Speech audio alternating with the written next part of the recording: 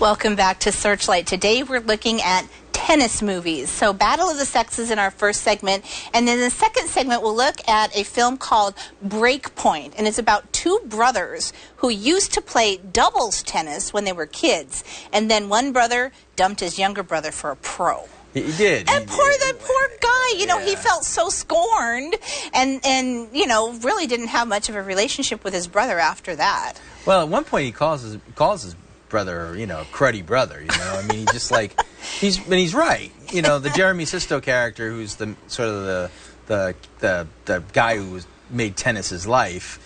He's not a nice guy. No. And his language is foul, and he's here because the other teacher would be coming back. But he was definitely kind of straight laced, almost a little bit stuffy. Yeah, and a little neurotic. You know, I think he was broken. You know, I mean, I think they both were. I think they were both broken. So too. Their father was played by J.K. Simmons. He was very awesome. Good, and their dad's a vet, and then they have Heather, who's the veterinary assistant, and I think she was the ex-girlfriend of Darren, right? And then, and so they had this kind of like interconnectedness that they all had together, and it was an interesting story. You know, at first I was like, what is this going to be about? Like, I just couldn't put my finger on it. And then I realized it really is about family and relationships. Absolutely. And I think it was neat because in Battle of the Sexes, we had singles. So one person playing tennis against the other one, but these two brothers had played doubles tennis. Right. And so the Jeremy Sisto character, you know, he lost his last partner. Right. And so he wants to get into the U.S. Open, but he is like way older than all the other players, and so nobody's like paying any attention to him. Right. But he calls all these other people, and nobody wants to do it, you know, be his partner in the game. And so like he calls his brother as a last resort. Big time last resort. Yeah, no, it's like nobody else wants him, and so he wiggles his way, you know, into his brother's life again after not seeing him. I think it was for quite some time. Quite some time, yeah. Yeah, and it's interesting though. It's interesting the family dynamics of seeing, you know, how they interact with each other, the father, everything else that was going on,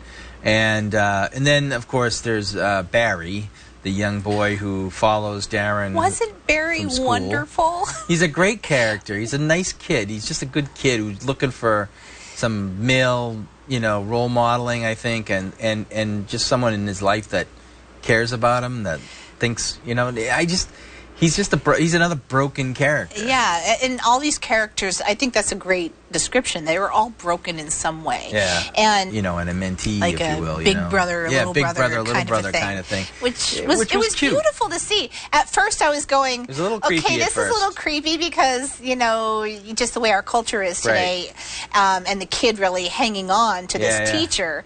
And the teacher kept trying to do the appropriate thing, you know, like, go home, Barry, but he kind of kept hanging around and ended up becoming like a really good friend, almost like a big brother.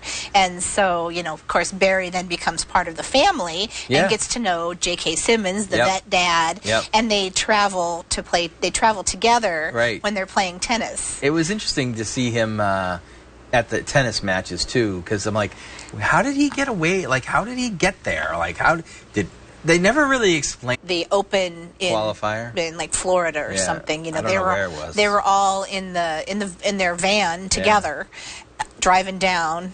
And and then Jimmy, to be a ball boy. Remember that? Yeah, Jimmy, the older one, was, you know, talking to Barry too, because at first he was, Barry, you're in the way, go away, but he kind of adopted him too.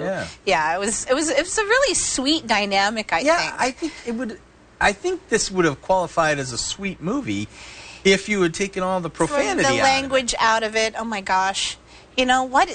To me, it's lazy writing. To me, it is lazy writing. They can't figure out a better way to say things. And it's like, script writer, shame on you, because it could have been a really great film without all of that. I think so. And then also you had Jimmy teaching Barry some of this stuff, and it was like, at first he was Darren was like, don't say that around Barry, and then it just kind of came, well, he's going to say it anyway, so what am I going to do? But well, you could never control Jimmy.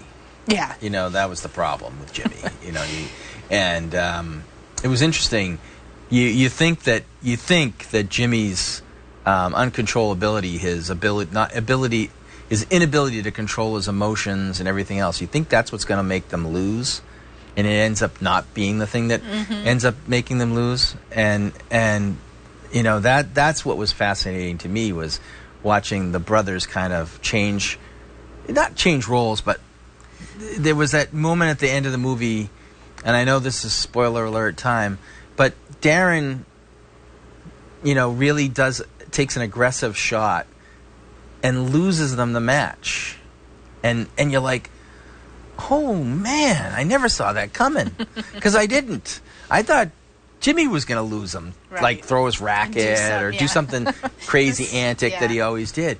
But it was an interesting movie. I mean, it was a lot better than I thought it was going to be. Yeah, I thought so too. Looking at it on the internet, not knowing much about it, I don't think it got a lot of play when it came out. And Jeremy Sisto is